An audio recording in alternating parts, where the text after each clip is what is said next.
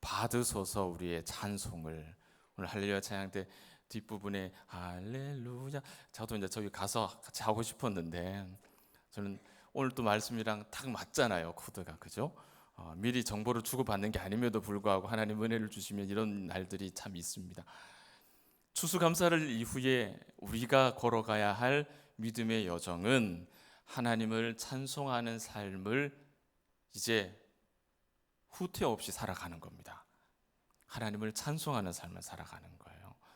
오늘 우리에게 주신 소중한 이 생명의 말씀, 에베소서 1장 말씀인데, 이 말씀을 통해서 우리가 하나님을 찬양하는 마땅한 이유도 좀 발견하고, 또 그렇게 찬양할 수 있는 삶을 다시 한번 도전할 수 있는 우리 봉독의 가족들이 되시면 좋겠습니다. 자, 오늘 본문은 바울이요, 에베소 교회에 간단하게 인사를 전하고 곧 이어서 하나님을 찬송하는 내용들을 이렇게 쭉 기록을 하고 있어요.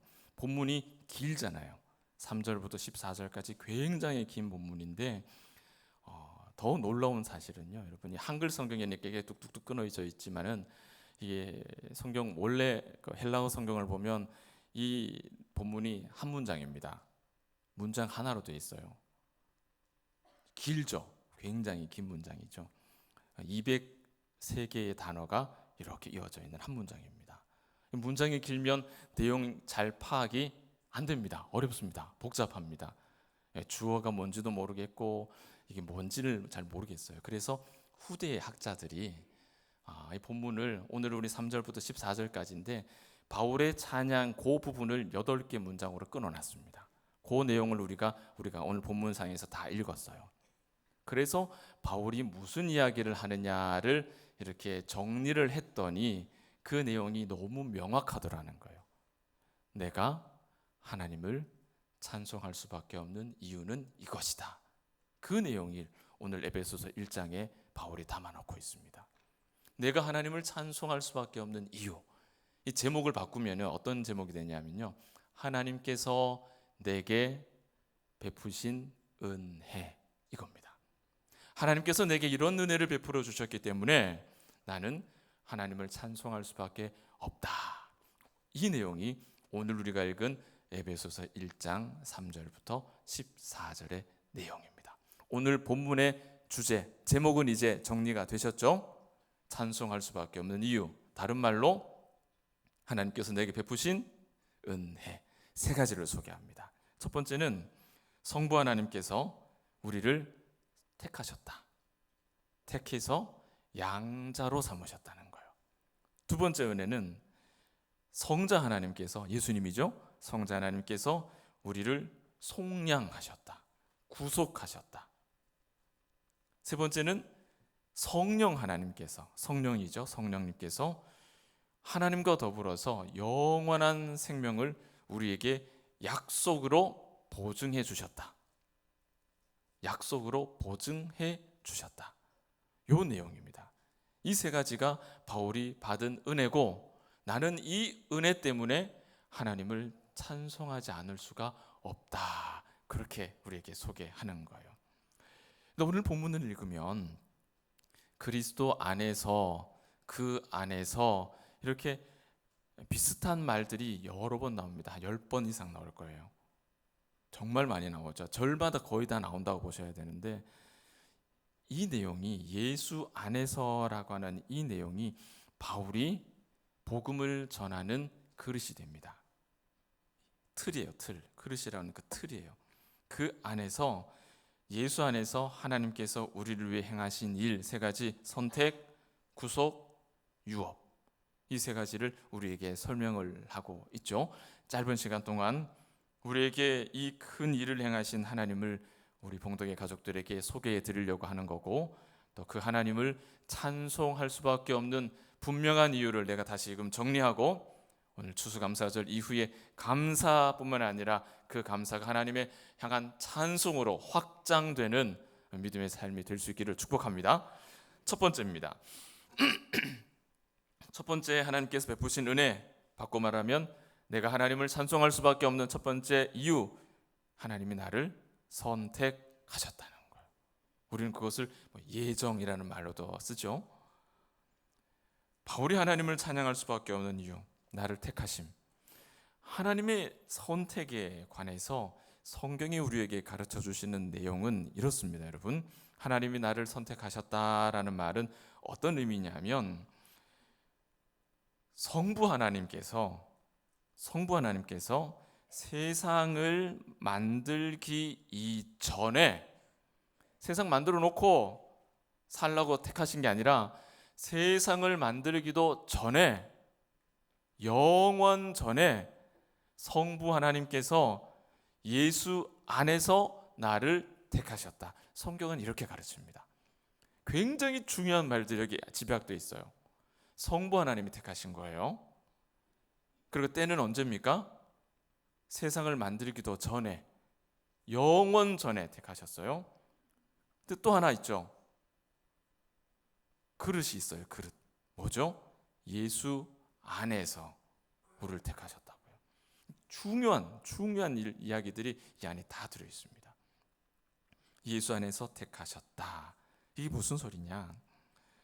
선택하는 순간부터 왜 선택하셨을까요? 왜 선택하셨을까요? 우리를 구원하시려고. 맞죠? 구원하시려고. 그러면 왜 예수 안에 선택하셨을까요? 우리의 구원이 어떻게 누구를 통해서 이루어집니까? 예수님의 십자가를 통해서 이루어진단 말이에요. 그래서 우리를 택하신 거는 영원 전인데 범위가 있다. 그릇이 있다고요. 어디다가 담았다고요? 우리를 예수 안에서 담아놨다고요.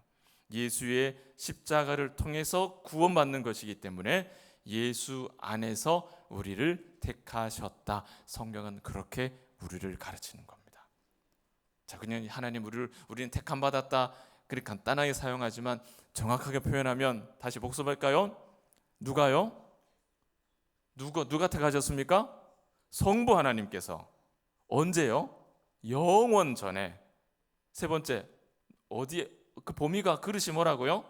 예수 안에서 택하셨다고요. 이 세 가지가 하나로 세트가 되어야 하나님께서 나를 택하셨다라는 말의 의미가 완성이 되는 겁니다.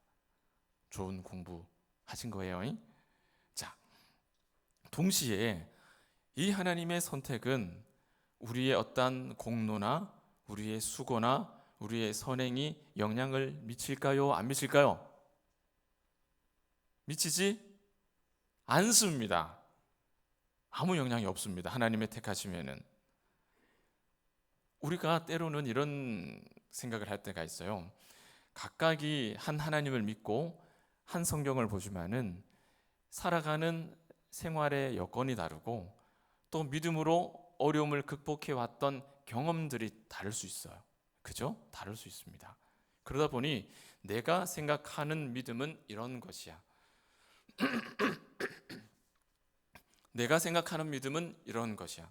성경이 가르쳐주고 계시는 진리가 있음에도 불구하고 그것 외에 내가 생각할 때 믿음은 이런 것이야 라고 하는 개념들이 우리 속에 굉장히 많이 있습니다. 그래서 저마다 이것이 믿음이야, 이게 믿음이야, 내 말이 진리의 말씀인 것처럼 순간 잘못 생각하는 거예요. 그래서 그걸 주장하게 되고 그걸 자의적으로 해석하게 되는 거. 믿음은 이런 거야. 믿음은 이런 거야. 그렇게 심지어는 우리의 선행도, 이런 고백도, 지식도, 선행도 하나님께서 나를 영원전에 예수 안에서 택하는 데에는 아무런 근거가 없다는 거예요. 오늘 우리가 읽은 말씀은 뭐라고 말씀합니까? 하나님은요, 우리가 고향 땅 본적지에 존재하기도 전에 우리를 택하셨다고. 하나님을 위해서, 하나님의 사명을 위해서, 하나님의 기쁜 뜻을 위해서 우리를 택한 것이지, 우리에게 뭔가 근거가 있어서 택하는 게 아니라고 말씀하신다고요. 단 한 번의 순종도, 큰 것도 아니에요. 아주 작은 단 한 번의 순종도 내가 하나님께 드리기 전에 하나님은 우리를 먼저 택하셨다는 겁니다. 그게 은혜인 거죠, 우리에게. 하나님께서 우리를 선택하신 것 오직 하나님의 기쁘신 뜻입니다. 하나님의 계획이고 하나님의 목적입니다. 그 목적 따라 사는 것, 그 계획 따라 사는 것, 그 기쁘신 뜻을 따라 사는 것이 우리의 삶이에요. 그게 신앙생활이에요. 우리가 이 사실을 곰곰하게 고민하고 우리의 구원받음에 대해서 바른 답을 얻을 때, 그때 우리는 어떤 사람이 되느냐? 내 구원에 대해서 내 스스로 자랑하거나 내가 어떤 주장하거나 그런 게 있을 수 없다라는 걸 깨닫게 되는 겁니다. 구원은 내가 아무것도 자랑할 게 없구나 알게 된다고요. 그런 고백을 가진 사람이 오늘 바울처럼 나는 은혜 베푸신 하나님을 향해서 다만 그저 감사하고 찬송하고 영광을 올려드리는 것 외에 내가 할 수 있는 일이 무엇인가, 이런 믿음의 고백이 가능해진다고요. 거기까지 가면 이게 가능해진다. 우리 봉덕의 모든 가족들이 이와 같은, 바울과 같은 깊고 맑고 밝고 바른 투명한 신앙 고백의 자리까지 갈 수 있기를 예수님의 이름으로 축원합니다. 사랑하는 여러분, 하나님의 이 선택하심에 대해서 우리는 간혹 실수할 때가 있어요. 하나님에 관해서 자꾸 우리가 학문적으로 하나님을 자꾸 머릿속에 이해해 보려고 도전하는 실수를 한다고요. 철학이죠, 철학. 우리의 구원을 철학적인 사색으로 자꾸 접근하려고 하는 도전을 합니다. 여러분, 사색이라는 게 뭡니까? 어떠한 것을 깊이 생각하고 이치를 따져보는 거예요. 굉장히 좋은 것이죠. 굉장히 필요한 것이지 않습니까? 그런데 다 다 좋은데요, 여러분. 하나님에 관해서, 하나님께서 우리에게 베풀어 주신 구원에 관해서는 우리가 사색해서는 답이 안 나옵니다. 이치를 따져서는 답이 안 나온다고요. 그죠? 답이 안 나옵니다. 지난주인가 말씀드렸죠, 여러분. 여러분, 거듭난 때를 알고 계시는 분이 계십니까? 세례받은 날 말고요. 거듭난 때, 성령이 나를 이렇게 택하셔서 구원받은 심령으로 이렇게 거듭나게 하신 그 때를 알고 계시는 분이 이 자리에 계십니까? 아무도 없으시죠. 그거 알면 큰일 난다 그랬죠. 그거 알면 큰일 납니다. 알 수가 없습니다. 성령이 하시는 일을 우리가 어떻게 알겠어요? 그걸 사색한다고 알 수 있을까요? 모르는 거예요. 우리의 구원은 철학적인 이치를 따지는 일로는 이해할 수가 없는 일이에요. 하나님에 관해서 이치를 따져서 하나님을 이해하려고 하면 그건 하나님이 아닙니다. 아주 똑똑한, 그래서 이 성경 66권을 철두철미하게 연결지어서 글을 써놓은 아주 똑똑한 한 사람을 우리가 이해하는 것이지 전능하신 하나님을 이해하는 게 아니라고요. 이 실수가 우리 가운데 없어야 됩니다. 그런데 사람이 가지고 있는 호기심은요, 자꾸 그거 캐내려고 그럽니다.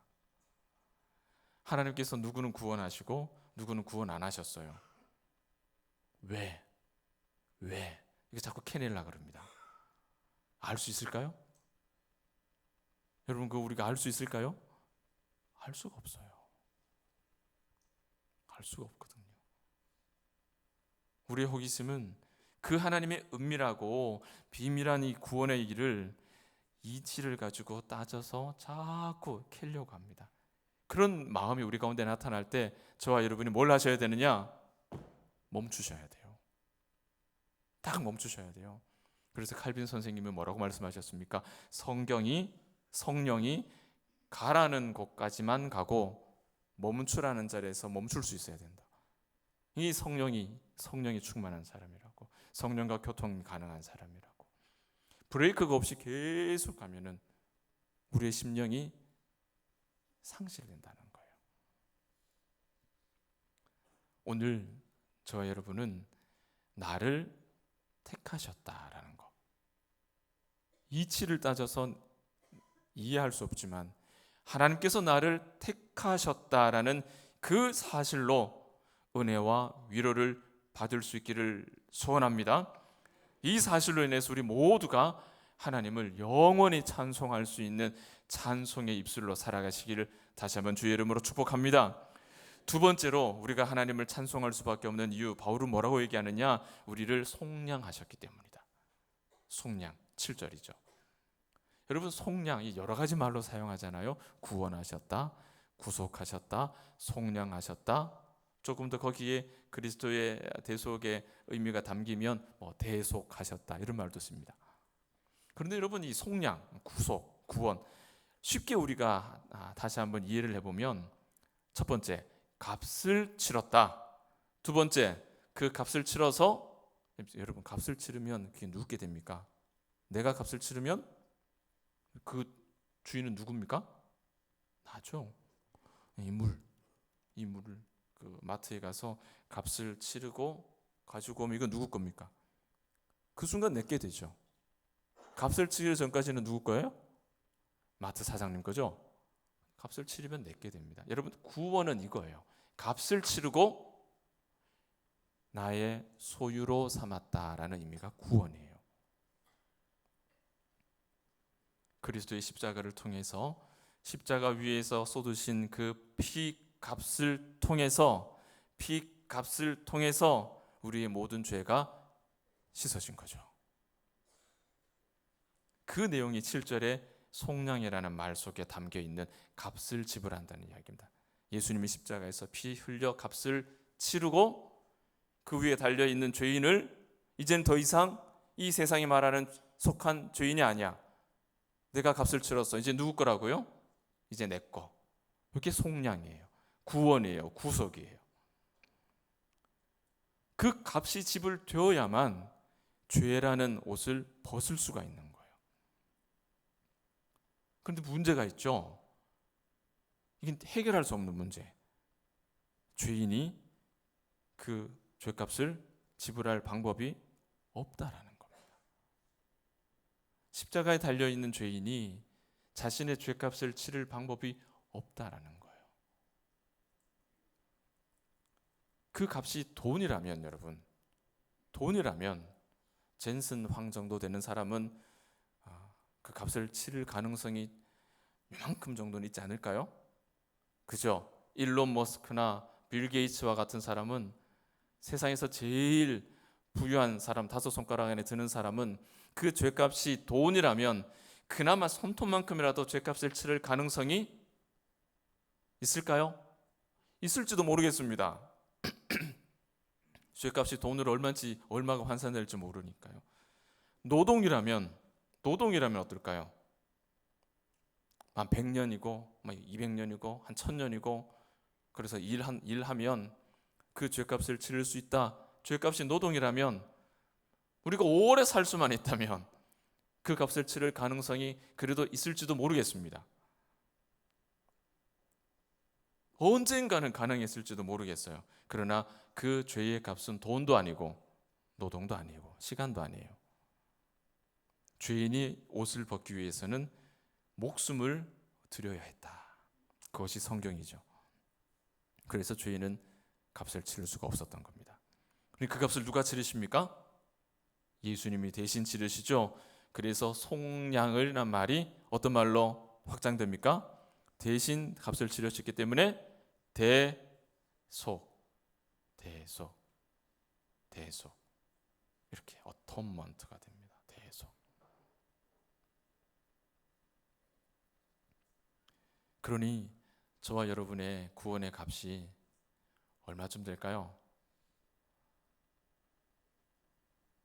우리는 값없는 구원이라는 말을 사용하지만 왜 값이 없습니까? 값을 매길 수 없는 구원이라는 뜻이죠. 값을 매길 수 없는 구원. 얼마나 비싼 우리의 구원입니까? 오늘 처음 교회 나오신 우리 세 분의 어르신이 계시는데요. 어르신들의 그 천국에 이르게 하는 그 값을 돈으로 매길 수가 없는 값.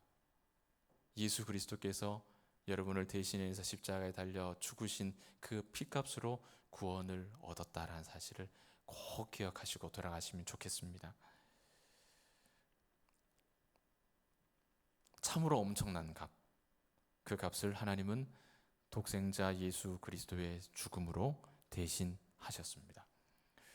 여러분, 죄인의 죽음을 대신한 예수의 피값은 그 피로 말미암아 살아남은 우리들에게 너무너무 엄청난 선물을, 유익함을 우리에게 주었습니다. 그럼 어떤 유익함이 있는지 손으로 꼽아보라 그러면 이제 구름 잡는 소리 같아서 이게 잘 찾아내기 쉽지 않으신데 어렵지 않아요. 여러분, 예수께서 우리를 대신해서 값을 치르지 않으셨으면 우리의 존재는 없는 거예요. 그 값을 치렀기 때문에 우리의 존재가 오늘 의미가 있는 거죠. 바꿔 말하면 뭡니까? 그 피값으로 우리가 누리는 이 땅에서의 유익이 뭐죠? 내가 이 땅에 존재하기 시작해서 부름받는 평생에 내가 마주하고 느끼고 먹고 마시고 즐기는 모든 일이 예수의 피값으로 우리에게 주어진 유익한 선물이 된다는 거예요. 여러분, 그 선물을 지금 누리고 계십니까? 그 선물을 누리셔야 돼요. 누리라고 주시는 시간이에요. 누리세요. 다른 걸로 낭비하지 마시고 그 구원의 은덕을 누리세요. 우리가 일생을 즐기는 모든 것들이 예수의 피값이 우리에게 주신 선물입니다. 용서의 선물. 여러분, 신자로 우리가 산다는 건 이 십자가로 우리에게 현실이 되어 우리에게 주어진 이 시간들, 그 용서의 피값으로 우리에게 주어진 우리의 일생이라고 하는 이 시간 동안 하나님의 그 사랑과 은혜를 누리고 즐기는 것입니다. 누리고 즐기는 거예요. 하나님의 백성이라고 이 땅을 사는 동안에 고난과 어려움이 없을까요? 있죠. 왜 없겠습니까? 어쩌면 예수 믿는다는 그 믿음 때문에 더 많은 어려움 당할 수 있잖아요. 그럼에도 불구하고 그리스도의 십자가를 통해서 우리에게 주신 그 은혜, 사랑, 우리가 묵상함으로 우리가 흔들리지 않고 심지를 굳게 하는 평화, 우리가 잘 아는 세상이 줄 수 없는 평화를 우리가 누리고 산다는 거예요. 이 구원의 신비를 매일 생각하고 고백하는 사람에게 찬송할 수밖에 없는 이유가 점점점 더 선명해지겠죠. 더 선명해지겠죠. 구원의 은혜를 찬송하는 자의 삶에 하나님께서 복을 더 부어주시겠죠. 여러분, 이것이 신앙생활하는 비결입니다. 이게 비결이에요. 추수감사 통해서 모든 일에 감사가 항상 머물다가 지나가게 하는 거, 우리가 연습하고 있지 않습니까? 감사 없이 지나가는 날이 없게 하자. 감사가 머물다 지나가는 거. 그 감사가 머물 때 오늘 한 꼭지 더 보태십시오. 뭡니까? 뭐 하라고요? 찬송하는 거예요. 감사가 머무는 그때 찬송하는 거예요. 그 머무는 자리에 하나님께서 은혜와 복을 부으신다. 신앙생활의 비결 바로 이겁니다. 분명한 찬송의 이유를 가지고 항상 여러분의 입술과 여러분의 가정에 찬송이 끊어지지 않는 순전한 예배자들 되시기를 주의 이름으로 축원합니다. 세 번째로 바울이 우리에게 가르쳐주는 하나님을 찬송할 수밖에 없는 마지막 이유, 우리에게 주신 유업 때문이에요. 우리에게 주신 영원한 하늘의 상급 때문에 우리가 찬송하지 않을 수가 없다. 하늘의 유업이에요. 그 영적인 복이 이 말씀을 굳게 믿는 자들에게 언약이라는 것으로 주어졌습니다. 이 말씀, 언약. 그리고 성령에 의해서 우리 심령 안에 인쳐졌다, 봉인되었다, 도장이 찍혔다라는 이야기예요. 여러분, 봉인한다라는 거 무슨 뜻입니까? 봉인은 두 가지 의미를 가져요. 첫 번째는 이 봉인된 이것의 주인이 누구냐를 정확하게 알려줍니다. 이 누구냐, 보낸 사람은 누구고 받을 사람은 누구냐, 이 봉인된 것으로 인해서 그 정체가 둘러싼 주인이 누군지를 정확하게 알려준다고요. 성령께서 우리에게 인치셨다. 그 말은 내가 누구의 소유라는 뜻입니까? 하나님의 소유라는 뜻이에요. 이렇게 꾹 밀랍에다가 꾹 인장 도장 찍는 것처럼 내가 하나님의 소유라는 뜻입니다. 두 번째 기능은 이렇게 도장을 찍어두면 그 봉인된 편지는 다른 사람이 건드릴 수 있습니까? 없습니까? 못 건드리죠.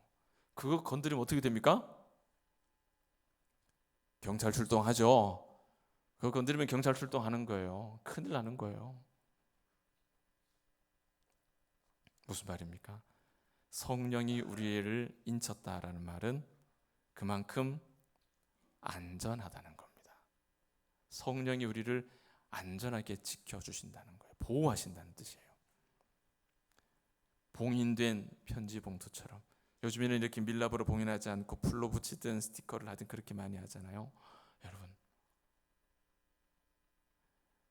우리를 성령께서 봉투 안에다가 우리를 이렇게 집어넣으십니다. 이렇게 넣어두십니다. 그리고 뚜껑을 닫고 하나님의 인장도장으로 거기다가 꾹 붙여놓으십니다. 아무도 이거 못 건드린다. 이거 주인은 하나님이고 이 안에 있는 내용물은 하나님 거니까 아무도 못 건드린다. 이것이 성령이 우리에게 영원한 유업을 보증하셨다라는 인침이에요. 그래서 바울은 그 사랑과 그 은혜 앞에 찬송하지 않을 수가 없다라고 우리에게 소개하는 겁니다. 성령이 우리를 인치는 건 예수께서 우리를 꼭 끌어안고 있는 모습이랑 아주 유사합니다. 꼭 끌어안고 있는, 엄마가 아이를 품에 꼭 안고 있는 그 모습이랑 너무 유사합니다. 아이는 세상에서 제일 편안하고 제일 안전한 품에 거하는 것이죠. 그것이 성령의 인침입니다. 그 성령의 인은 우리를 세상 끝날까지 예수 그리스도 안에서 안전하게 지키고 보호하십니다. 우리가 약속의 그 유업을 얻을 때까지죠. 그 유업이 뭡니까? 영생을 얻을 때까지. 말씀을 맺습니다. 여기까지 바울이 우리에게 가르쳐준 하나님을 찬송하지 않을 수 없는 세 가지 이유, 하나님께서 내게 베푸신 세 가지 복, 우리가 정리를 했습니다. 하나님께서 우리를 선택하셨습니다. 그리스도께서 우리를 구속하셨습니다. 성령께서 우리를 봉인하셨습니다. 보증하셨습니다. 그래서 우리가 평생 하나님의 영광을 찬송하며 살도록 그렇게 우리를 디자인하셨고 설계하셨고 그렇게 살도록 창조하셨습니다. 사랑하는 봉독의 가족 여러분, 추수감사절을 통해서 범사의 감사를 배우고 연습하고 있다면 이제 오늘부터 그 감사에 우리의 찬송을 이렇게 올려놓을 수 있는 그런 더 성숙한 신자의 삶으로 한번 도전해 볼 수 있기를 축원합니다. 우리를 택하신 성부와 우리를 구속하신 속량하신 성자와 우리를 봉인하신 보증하신 성령 하나님께 찬송과 영광을 돌려드립시다. 우리는 선택받은 자들입니다. 맞습니까, 여러분? 우리는 구속, 속량받은 자들입니다. 맞습니까? 우리는 성령으로 봉인된, 안전이 보장된 자들입니다. 맞습니까? 여러분이 서 있는 그 영광되는 자리, 그 자리를 더 이상 세상의 어지러운 것들로, 죄들로 물들이지 말고 선하고 복된 하나님을 찬송하는 삶으로 하나님께 영광을 드리는 우리 봉덕의 모든 믿음의 가족들의 한 주간의 삶이 되시기를 예수님의 이름으로 축복합니다. 기도하겠습니다.